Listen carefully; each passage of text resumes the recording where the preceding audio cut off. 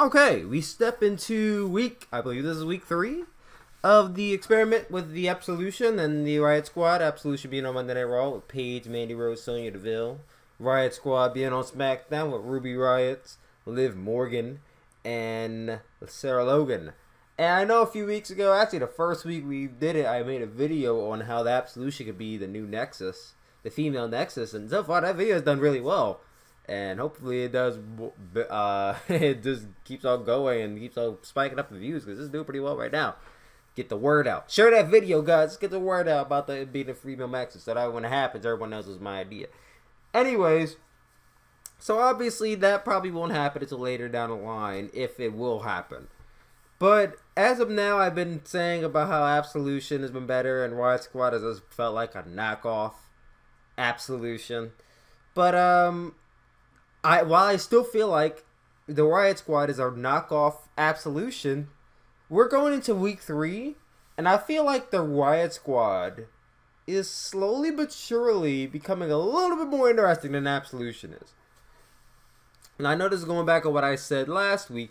I went back last week and I watched both segments, and Absolution's first match I felt was way better than, Riott Squad's first match was way better than Absolution's first match.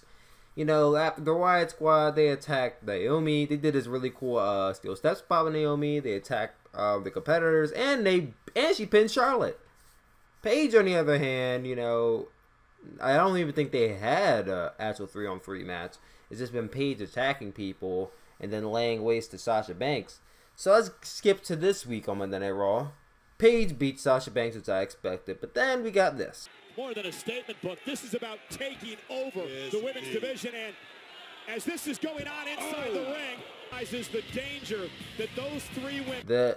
Pretty much the same exact thing that happened last week. And then after that, I believe we got this. On the Empress of Tomorrow.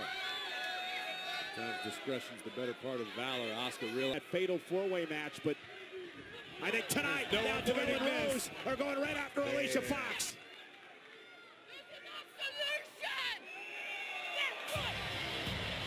Pretty much the same exact thing that happened last week, except you replaced the person that got attacked. This is getting a bit tedious now with the whole attacking your opponent thing. We really don't know why. I mean, we know why, but I felt like you still don't entirely know why this is happening. That and the Mandy Rose and Sonya Deville characters aren't even fully developed yet. Like, I don't know what their motives are, except for we're Paige's bodyguards, we're Paige's rookies. That's really the only thing I get from looking at Sonya Deville and Mandy Rose. I don't know any of their characters. I just know Mandy Rose is a sexy blonde that looks like Trish Stratus, and Sonya Deville is a former MMA fighter. That's about it.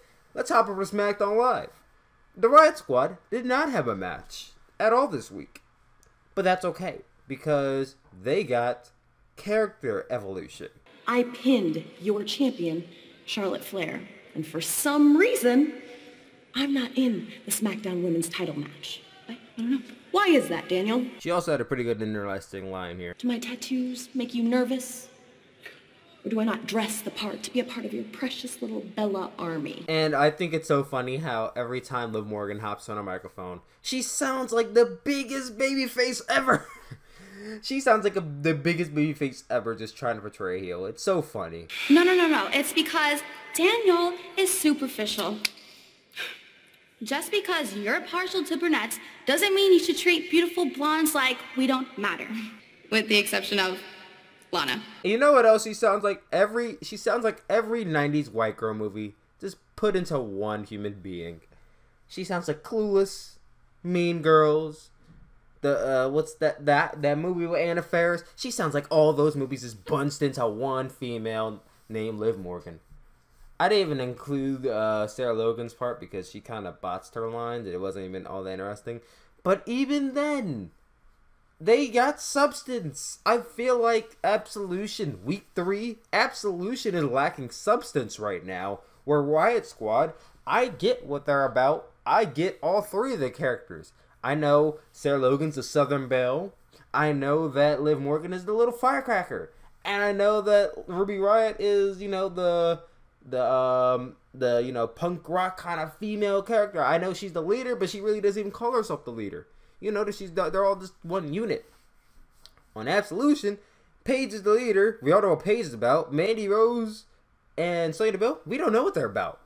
We have yet to understand what's going on with there. But on Riott Squad, I know exactly what they're doing. And I feel like, as of now, we're about to go into week 4 next week. We're going to be going into a month.